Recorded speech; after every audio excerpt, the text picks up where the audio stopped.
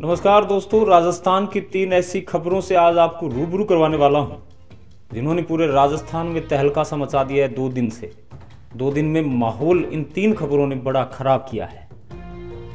देखिए दोस्तों, कहीं पुलिस महकमा 90% तक दोषी पाया जाता है, कहीं ना कहीं पुलिस महकमे की कमी नजर आती है।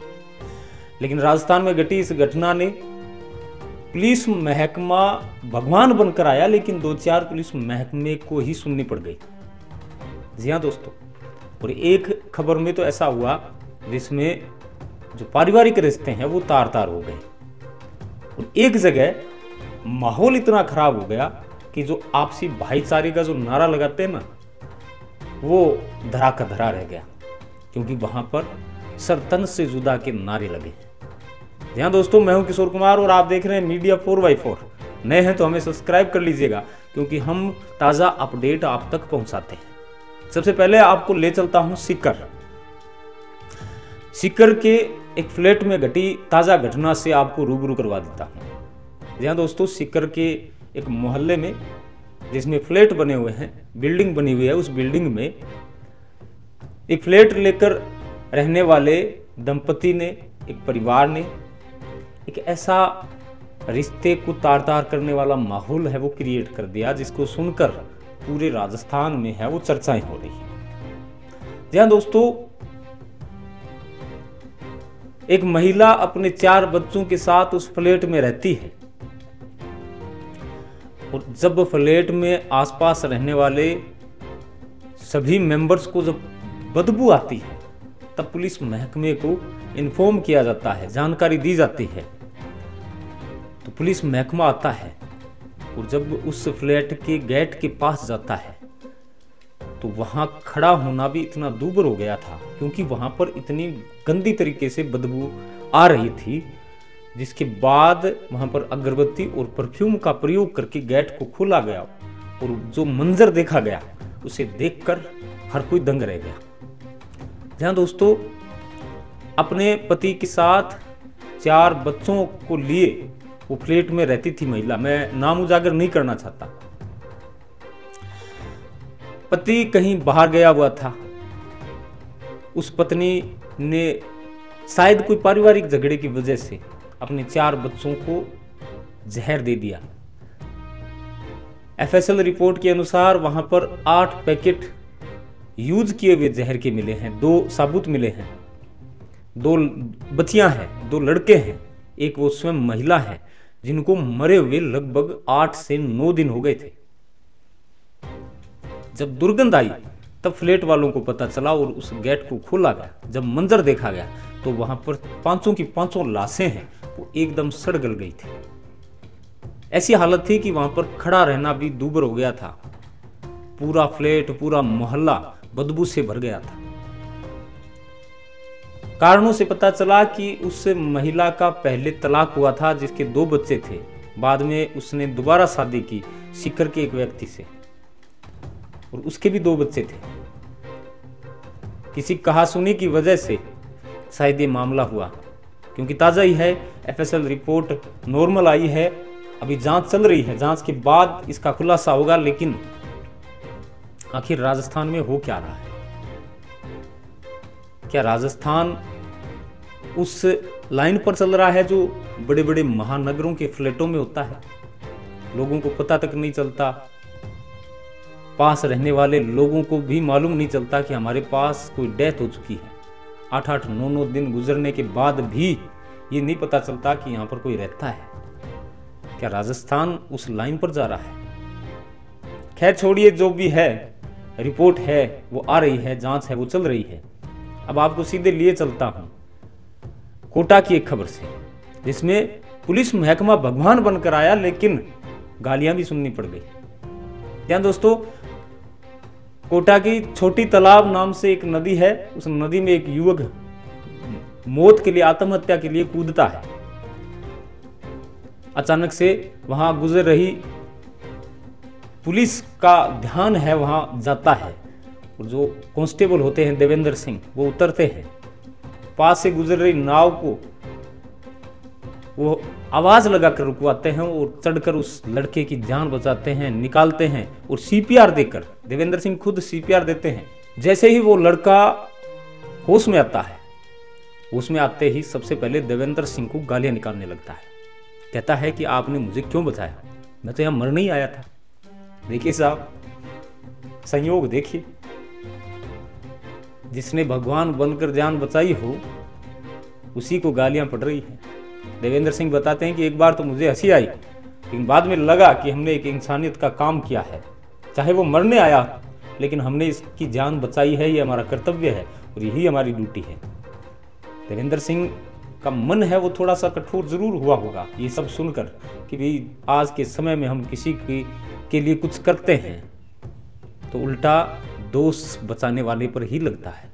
ये कहानी, एक लाइनें हैं वो याद जरूर आई होंगी देवेंद्र सिंह को, लेकिन बाद में वो कर्तव्य भी याद आया होगा, वो प्रतिज्ञा भी याद आई होगी जो पुलिस में भर्ती होने से पहले उन्हें दी जाती है। तो देवेंद्र सिंह के लिए कमेंट बॉक्स में आप ज़रूर कुछ ना कुछ लिखिएगा, क्योंकि ऐसे कांस्टेबल, ऐसे सिपाही बहुत कम देखने को मिलते हैं, चाहे उस लड़के की कोई भी मंशा रही होगी। और एक ऐसी खबर से आपको रूबरू करवा रहा हूं जिसने आपसी भाईचारे की जो मिसाल देते हैं उसको फिर से दागदार करने की कोशिश की है। जहाँ दोस्तों, जैसे उदयपुर में जो घटना हुई थी कन्हैयालाल के साथ, ठीक वैसी ही आज अलवर के अंदर घटी है। अलवर की मैं घटना आपको बता दूं, सीओ के अनुसार 9 अक्टूबर की रात को चिंटू अपने 2 बच्चों और एक पत्नी के साथ स्कॉर्पियो गाड़ी से घर जा रहा था, कहीं घूमकर आ रहे थे और घर जा रहा था। और मोहल्ला कमला कॉलोनी का निवासी मुनफेद और उसके साथी दिन्नू, संडा, अगरू, इरफान, आसू, यूसुफ, साहिल, हाकम आदि वहां पर एक ढाबे पर मौजूद थे। वो ढाबा था मुनफेद का। मुनफेद और उसके साथी चिंटू का इंतजार ही कर रहे थे, शायद उन्होंने रेकी की थी। चिंटू को घेर लेते हैं और रुकवा कर उस पर हमला कर देते हैं। और जी हाँ दोस्तों, ये सब मामला हुआ है पुलिस के सामने। एक वीडियो के अंदर आप आराम से देख पा रहे होंगे कि पुलिस महकमा देख रहा है, पुलिस के सिपाही देख रहे हैं और चिंटू की पिटाई हो रही है। वहां पर बहुत गंदी तरीके से उसको पीट रहे हैं। बीच बचाव करके चिंटू कॉल करता है अपने चचेरे भाई को, जिसका नाम होता है करण। वो अपने साथी को लेकर वहां पर पहुंचता है और बचाव करने की कोशिश करता है। इसी बीच मुनफेद और उसके साथी इन तीनों पर फिर से हमला करते हैं। हमला इतना तगड़ा होता है कि जिसके हाथ में मोटरसाइकिल की रिम आई, रोड आई या कोई सरिया आया, सभी ने उन चीजों से इन तीनों पर हमला किया। करण के ऊपर हमला हुआ तो उसका हाथ टूट गया और चिंटू के सर पर वार किया गया। वो बेहोश होकर वहां पर गिर गया। जो साथ आया था वो वहां से बचाव करके भाग गया। पुलिस है वो देखती रह गई। पुलिस की गाड़ी से कांस्टेबल है वो उतरे भी नहीं। इलाज के दौरान चिंटू की मौत हो जाती है और चश्मदीदों ने, वहां पर मौजूद जो लोग थे वो बता रहे हैं, पुलिस महकमा भी बता रहा है कि हमले के बाद मुनफेद एक रिवॉल्वर निकालता है और हवाई फायर करता है, लेकिन वो हवाई फायर होता नहीं है, लेकिन नारा लगाते हैं, सरतन से जुदा, सरतन से जुदा। जांच में पता चलता है कि मुनफेद और चिंटू के बीच होटल में खाए, उस ढाबे में खाए खाने के पैसों से रिलेटेड कोई मनभेद था। शायद चिंटू ने उनके पूरे पैसे नहीं दिए होंगे, लेकिन 1-2 थाली के पैसों के लिए कोई किसी की जान कैसे ले सकता है, इतना बड़ा हमला कैसे कर सकता है। और भाई चंद पैसों की बात के लिए आप सर तन से जुदा के नारे कैसे लगा सकते हैं। इस भारत में आपसी भाईचारे की बड़ी बड़ी बातें हांकी जाती है, तो वो बातें कहां चली गई। कैसे एक परिवार की तरह 2 जातियां रह सकती हैं। भाई इस तरीके के जो कलंक होंगे समाज में वो रहने ही नहीं देंगे। छोटी छोटी बातों पर आप बड़े बड़े घृणा पैदा करने वाले नारे लगा देते हैं। छोटे छोटे पैसों के लिए, थोड़े से पैसों के लिए आप किसी की जान तक ले लेते हैं। ऐसा क्या मनभेद होता है कि आप उसकी रेकी कर कर उसको रुका कर मार देते हैं। हमला इतना खतरनाक था कि वहाँ के हिंदू संगठनों ने हल्ला बोल कर दिया। माहौल इतना खतरनाक हो गया कि पुलिस महकमा भी सदमे में है। कुछ एक पुलिस वालों को लाइन हाजिर किया गया, कुछ एक को सस्पेंड किया गया, और वहाँ पर बड़ी कार्रवाई तो ये देखिए कि उसके ढाबे को निस्ता नाबूद कर दिया गया। बुलडोजर चला है साहब, और आखिरी इलाज ही यही है, सफाया कर दो।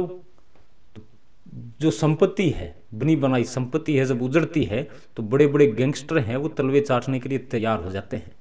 इन तीनों खबरों ने राजस्थान की व्यवस्था को कुछ न कुछ खराब किया है। राजस्थान की कानून व्यवस्था को उखाड़ फेंकने का काम किया है। राजस्थान किस दिशा में जा रहा है ये तो आप भी सोच रहे होंगे। अब राजस्थान की कानून व्यवस्था में और कैसे कानून जोड़े जाएं ये भी आप कमेंट के माध्यम से बताएं, क्योंकि बड़े कानूनों की जरूरत है। आए दिन ऐसे मामले आप देख रहे होंगे सोशल मीडिया या न्यूज़ के माध्यम से, ये मामले गंभीर हैं उस राजस्थान के लिए जिसमें बड़ी मनवार होती है, आवभगत होती है। तो हम नहीं चाहते कि इस राजस्थान में कोई आने से ही कतराए। क्यों ना यूपी की तरह ऐसा माहौल बना दिया जाए कि कोई किसी पर वार करे तो 1000 बार सोचे कि मुख्यमंत्री साहब है वो क्या करेंगे हमारे साथ, राजस्थान पुलिस है वो क्या करेगी। उम्मीद है कि आपको आज की ये तीनों न्यूज़, तीनों खबरें बेहद पसंद आई होंगी, यूजफुल भी है। शेयर जरूर करिएगा। बहुत बहुत धन्यवाद। जय हिंद, राम राम।